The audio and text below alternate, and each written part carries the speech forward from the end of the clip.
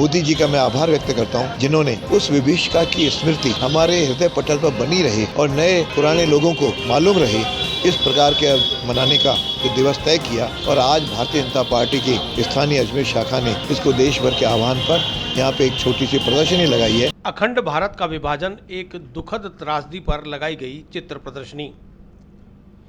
गांधी भवन में 14 अगस्त तक आम जन के अवलोकनार्थ रहेगी प्रदर्शनी।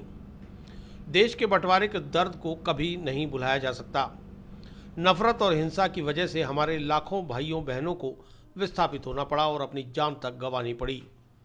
उन लोगों के संघर्ष और बलिदान की याद में 14 अगस्त को विभाजन विभीषिका स्मृति दिवस के तौर पर मनाने का निर्णय लिया गया। अखंड भारत का विभाजन एक दुखद त्रासदी की तरह है, जिस विषय पर भारतीय जनता पार्टी शहर जिला के द्वारा एक चित्र प्रदर्शनी लगाई गई है, जिसमें विभाजन विभीषिका का दर्द प्रदर्शित किया गया है। इस प्रदर्शनी का उद्घाटन शनिवार दोपहर गांधी भवन में विधायक वासुदेव देवनानी, उप महापौर नीरज जैन, भाजपा शहर जिला अध्यक्ष डॉक्टर प्रियशी लाड़ा, संयोजक कंवल प्रकाश कृष्णानी, सह संयोजक राजेश घाटे के द्वारा फीता काटकर किया गया।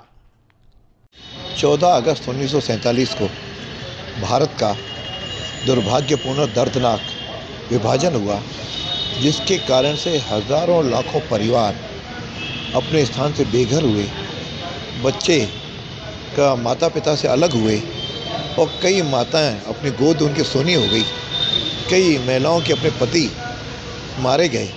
इस प्रकार की एक विभीषिका, जिसके कारण से लोग एक स्थान से दूसरे स्थान पर आए, दर दर भटकते रहे और वहाँ पे उनकी सारी संपत्ति का उन्होंने पूरी क्रूरता के साथ सत्यानाश किया। और वह क्रूरता आज भी लोगों को स्मृति दिलाते हैं।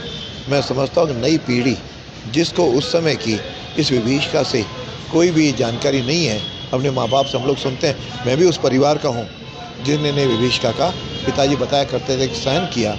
ऐसे के लिए आज मोदी जी का मैं आभार व्यक्त करता हूँ, जिन्होंने उस विभीषिका की स्मृति हमारे हृदय पटल पर बनी रहे और नए पुराने लोगों को मालूम रहे, इस प्रकार के मनाने का जो दिवस तय किया।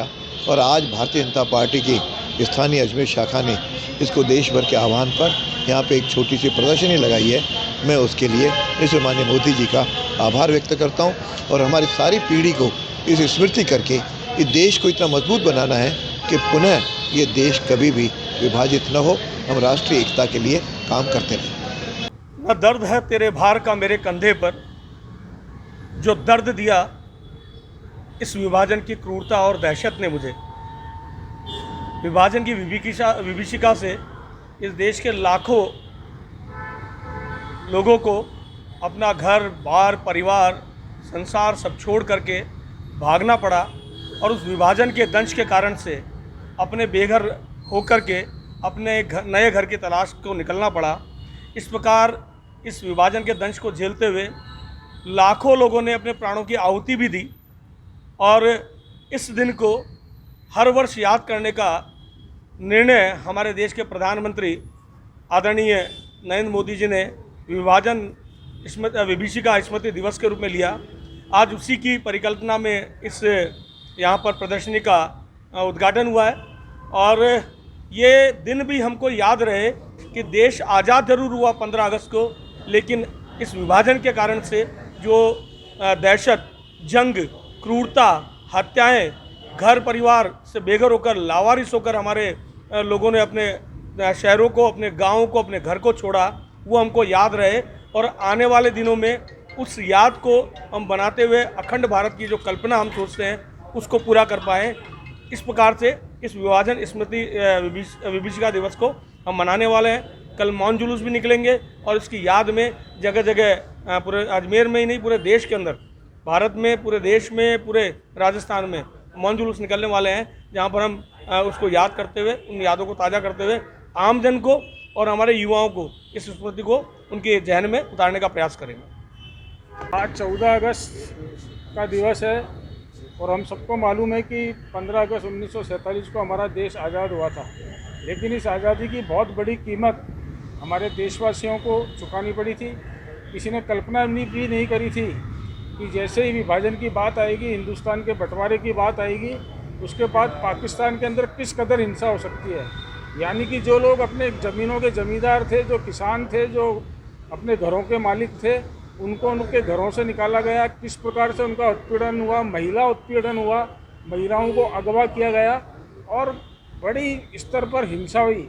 हम ये कह सकते हैं कि आज़ादी की लड़ाई के अंदर जितने लोग नहीं मारे गए, उससे ज़्यादा दुगने लोग इस विभाजन विभीषिका के अंतर्गत शहीद हुए, मारे गए। और हमारे भारत के यशस्वी प्रधानमंत्री ने, चूँकि ये बहुत बड़ी घटना, ये घाव आज तक हिंदुस्तान के नहीं भरे, जो सिंध से हमारे भाई लोग आए वो भी आज प्रतिवर्ष सिंध दिवस मनाते हैं और इस बात को हमेशा याद रखते हैं, आने वाली पीढ़ी को इसकी समुचित जानकारी हो सके।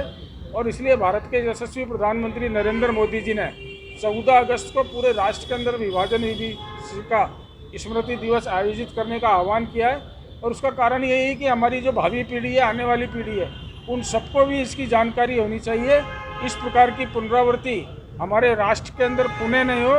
हमारा प्रत्येक राष्ट्रवासी इसको लेकर, विशेष रूप से युवा, पूरी तरह से सजग रहे। इतना कहने के साथ साथ इस विभाजन विभीषिका के अंदर जितने भी लोग शहीद हुए, जितने भी लोग मारे गए, उन सबको हम भारतीय जनता पार्टी अजमेर की ओर से हार्दिक श्रद्धांजलि अर्पित करते हैं। और भारतीय जनता पार्टी ने इस कार्यक्रम को पूरे राष्ट्र के अंदर, सभी प्रदेशों के अंदर, जिला स्तर पर, मंडल स्तर तक कार्यक्रम आयोजित किया गया।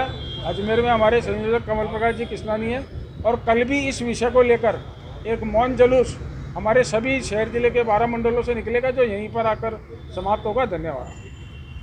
देश का विभाजन विभाजन विभाजन 14 अगस्त 1947 को जब देश का विभाजन हुआ, उस समय निश्चित रूप से लोगों ने अपनी ज़मीन छोड़ दी, जायदादें छोड़ दी, यश छोड़ दिया।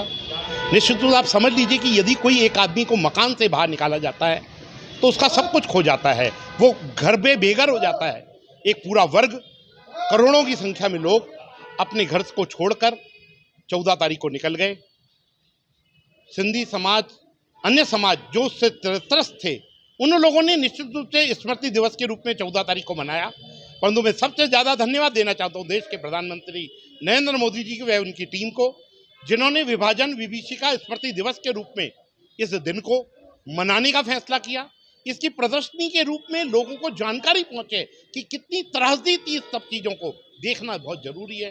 निश्चित रूप से उम्मीद है कि आने वाले समय के अंदर जिस तरीके से अखंड भारत था, वो अखंड भारत वापस बनेगा।